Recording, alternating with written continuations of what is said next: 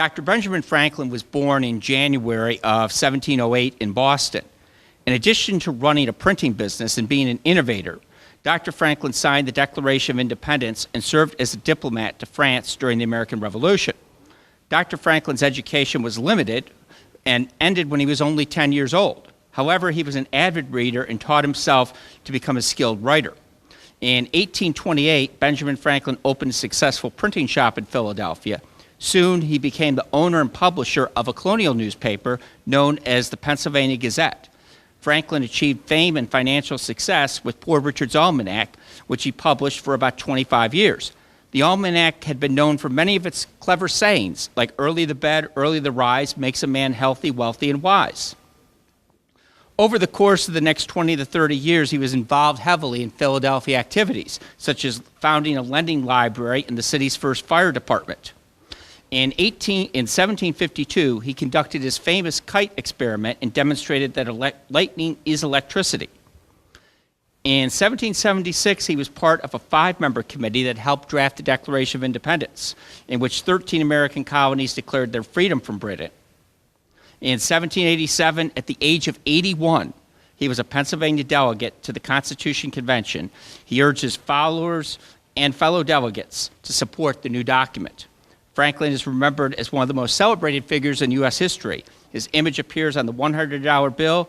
Towns, schools, and businesses across the country are named after him in some form or another. Before I introduce the good doctor, I want to let everyone know that I have a sign-up sheet that you can all sign up. Well, the last person gets it can hand it to me at the end. It is my honor and privilege to introduce Dr. Benjamin Franklin.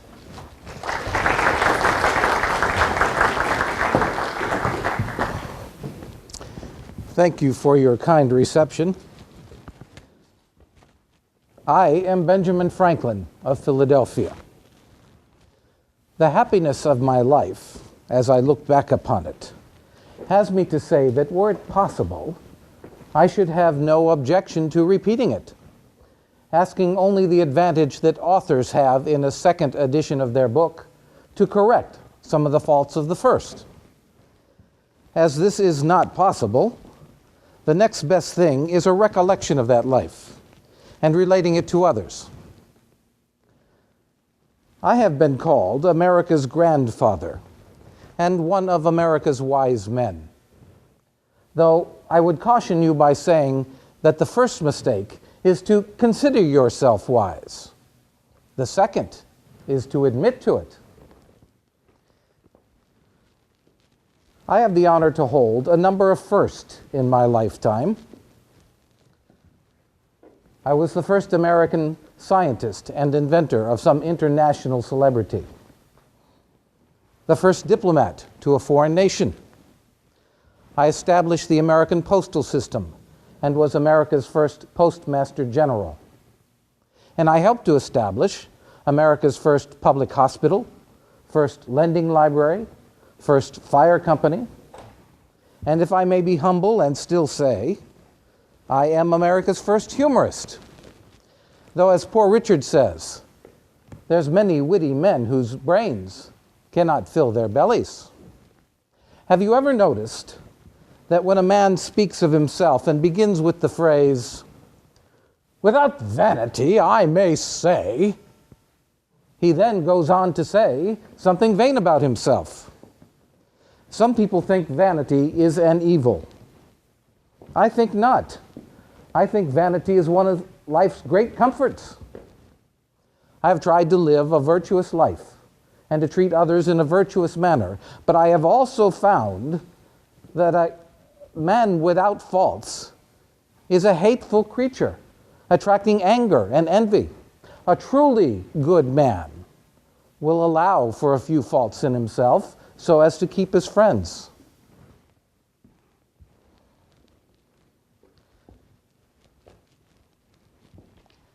You may all know me as a printer and publisher of some note, and my work with electricity has received much interest. But I come today to speak of my community works and my work in helping to establish our republic. I am the only person to have signed all 4 of the primary documents establishing our country, they being the Declaration of Independence, the Treaty of Alliance with France, the treaty with England ending our war for independence, and our great Constitution. I have lived a full and a rich life, and regret only that I may not be here in some 100 or 200 years to see what the fruits of my labor have accomplished.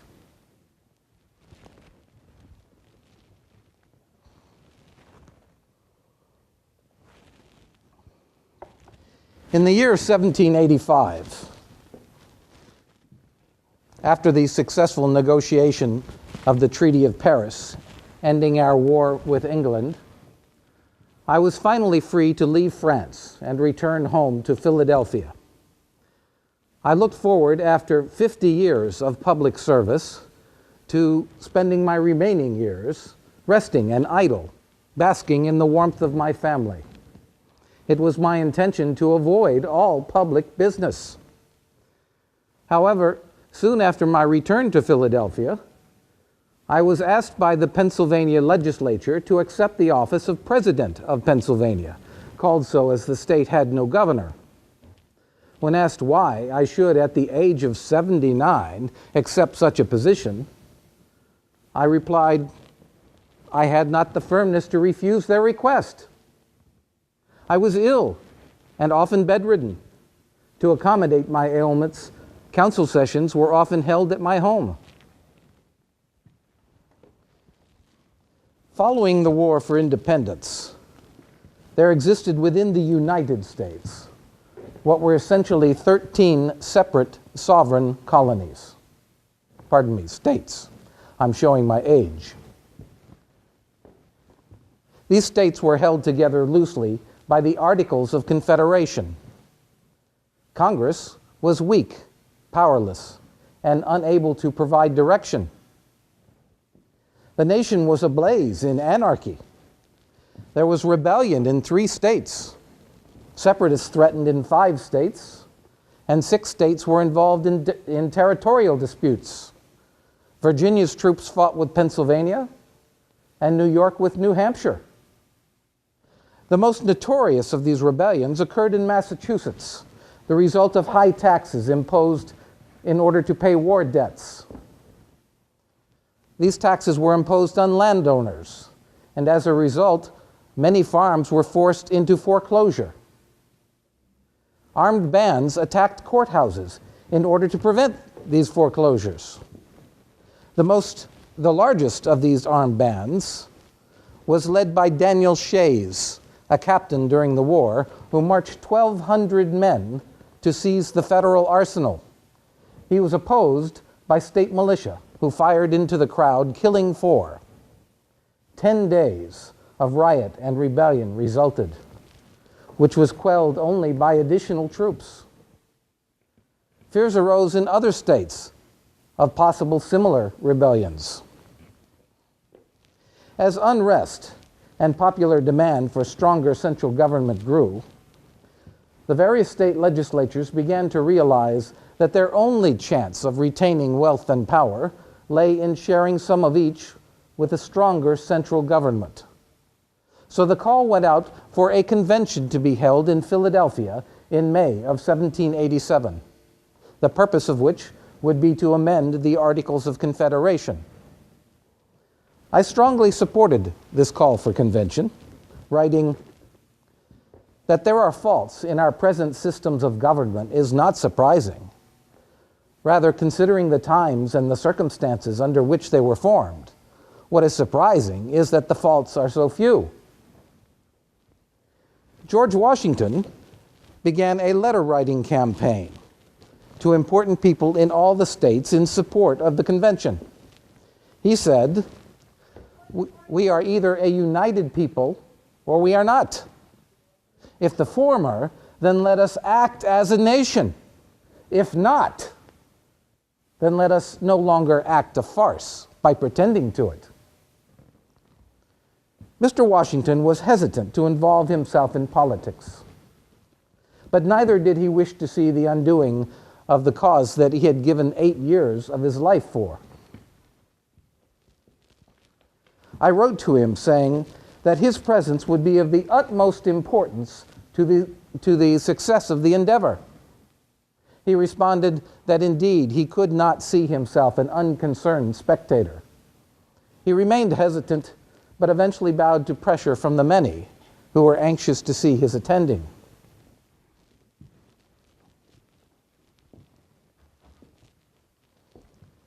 I knew that a strong, virtuous leader was necessary. So I planned on nominating Mr. Washington to be president of the convention. However, because of bad weather and feeling poorly on the first day of the convention, I was unable to attend. So I asked my fellow delegates to offer up the nomination. Mr. Washington was elected unanimously.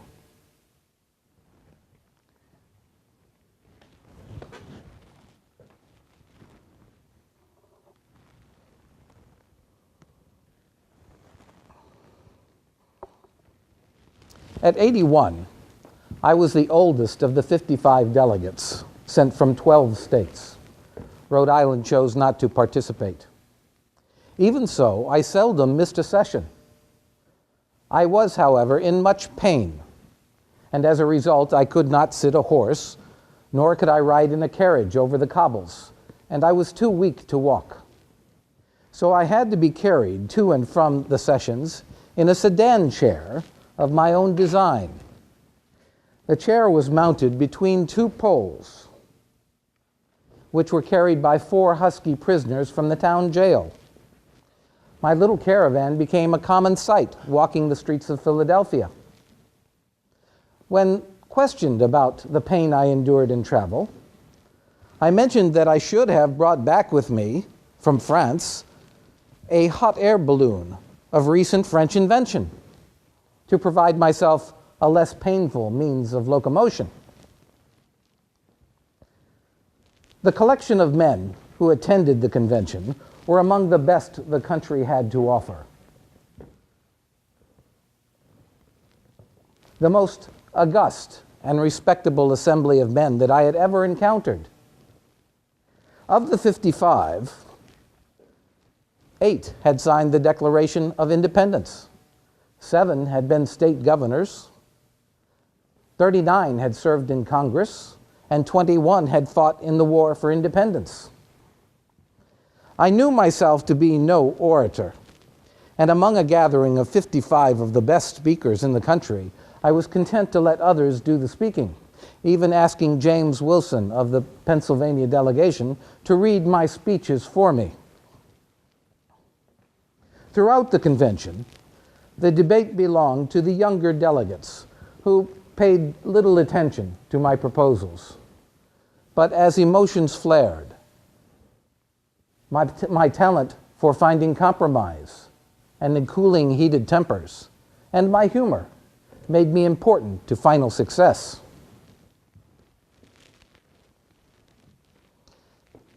It was decided early in the proceedings that the convention should remain in the strictest secrecy, and that no delegate be allowed to speak of proceedings to anyone outside those attending. This was done in order to allow for unrestrained debate and discussion. As host, I gave orders that an armed sentry be placed outside each door to the chambers. This rule of secrecy had an unintended consequence. All the doors and windows to the chambers were to be kept shut in order to ensure privacy, which in the heat of the Philadelphia summer turned the room into a hothouse. The first order of business was to declare that the Articles of Confederation were beyond fixing by amendment. So work was to begin on a constitution with a stronger central government. This new constitution would give Congress the ability to make laws which would be supreme and enforceable in every state. After the initial proposal by the delegation from Virginia, the members sat in stunned silence. This proposal represented nothing less than the overthrow of the existing government, and went far beyond the mandate given by Congress to amend the Articles. Once the issue of a new Constitution was accepted, the question turned to who should be eligible to vote. Many supported the idea that suffrage should be provided only to landowners. I supported the broader democratic approach. It was a question of aristocracy versus democracy.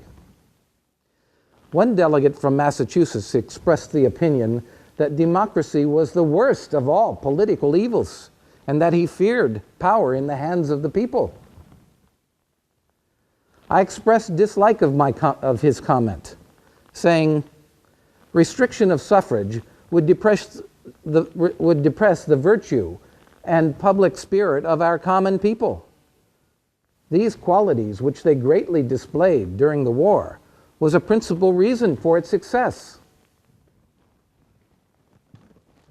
No delegate was more fearful of the dangers of democracy than Mr. Morris of Pennsylvania, a monarchist by conviction and a late convert to the patriot cause.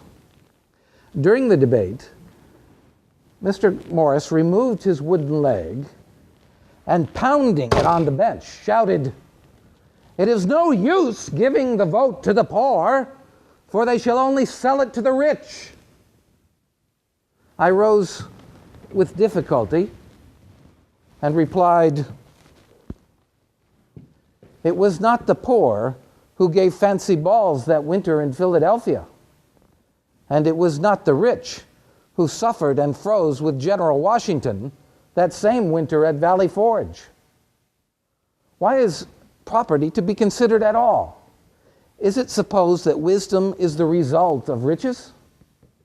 If there are 20 times as many men who own 1 acre than own 1,000 acres, does it follow that the man with 1,000 acres is 20 times more wise than the man with 1 acre?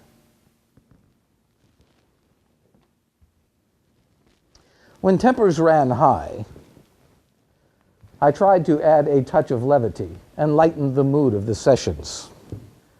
When the discussion turned to how should federal judges be selected, I suggested that it be done as it was in Scotland, where judges were chosen by fellow lawyers, who always chose the ablest among them, so as to get rid of him and share his practice among themselves.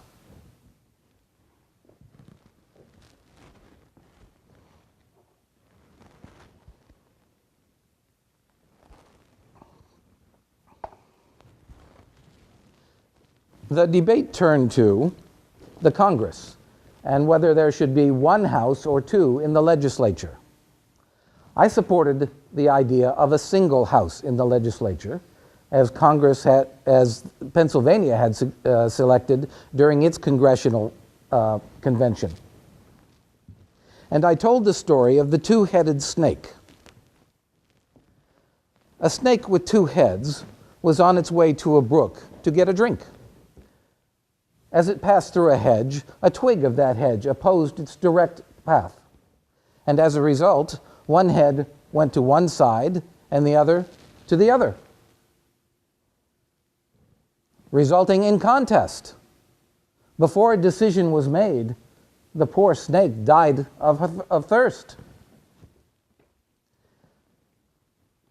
I also made comment about how during that same convention, the debate had dragged on to the point where I made mention, "Gentlemen, in the midst of our present anarchy, with no law in the state, life goes on as before. Take care, for if our debate continues, the people may come to realize that they have no use of our services." The most intense debate had to do with representation in the Congress. The larger states supported the idea of representation according to population.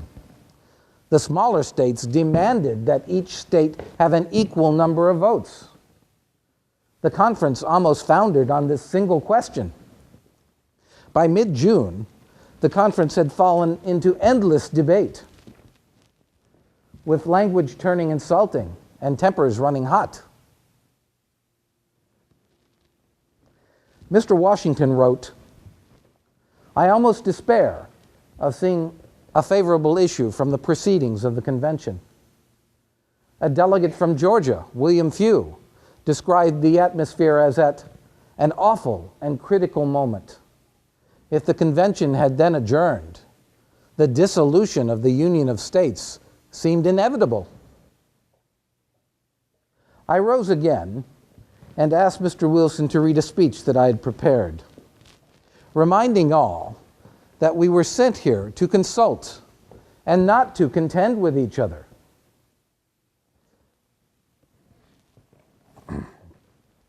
Declarations of a fixed opinion neither enlighten nor convince, and we must be open to compromise.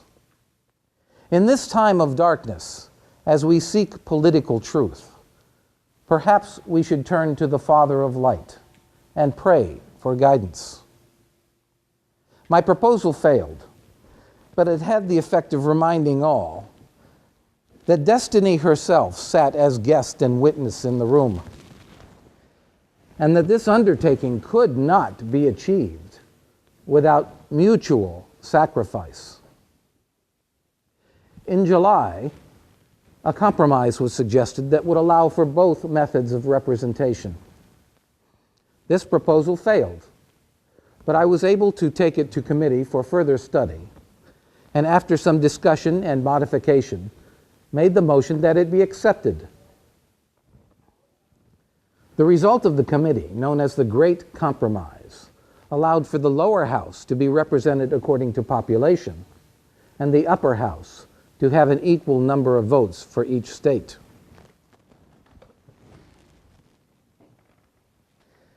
As the convention drew to an end, many of the delegates, including myself, were unhappy with the results on at least one issue. But I came to the conclusion that extending the convention would achieve no better result. On the final day of the convention, I made what is perhaps the most important speech of my lifetime. After the delegates were seated and the final draft of the Constitution read aloud, I stood one last time and asked Mr. Wilson to read a speech that I had prepared.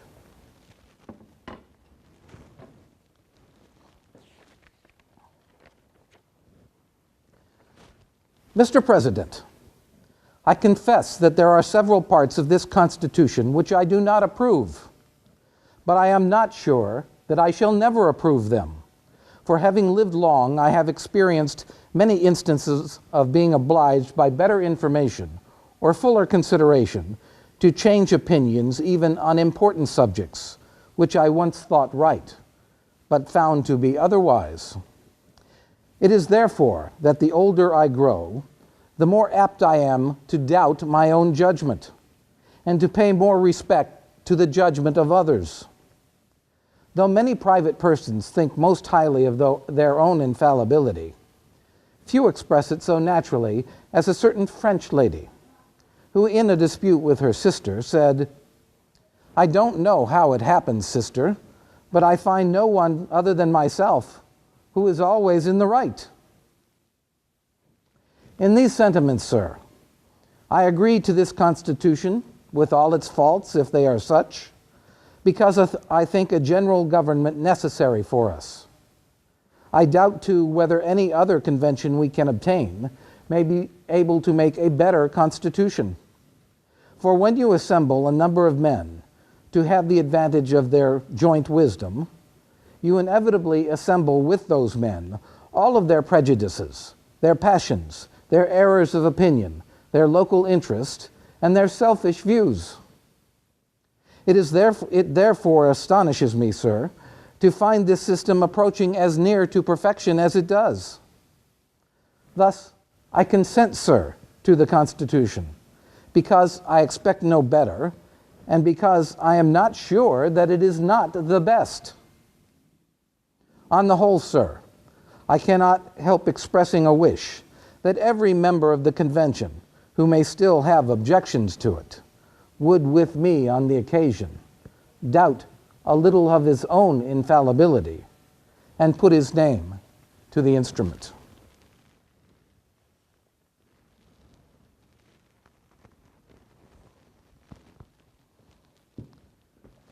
As I went forward to sign the Constitution, because of my infirmities, I had to be helped to the table.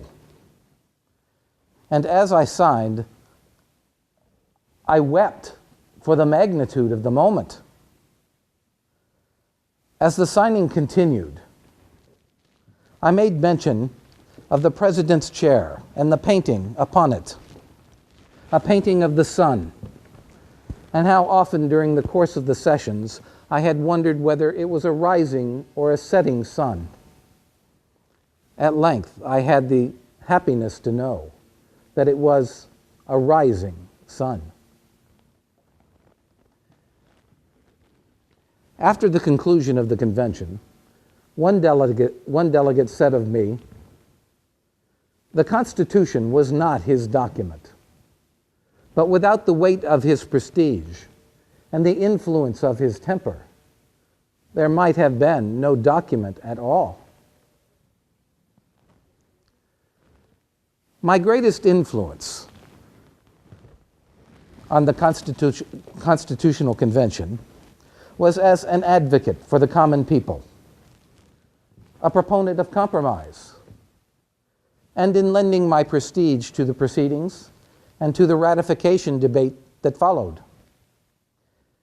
It was said during the ratification that a primary argument for ratification of the Constitution was what is good enough for Washington and Franklin is good enough for every American.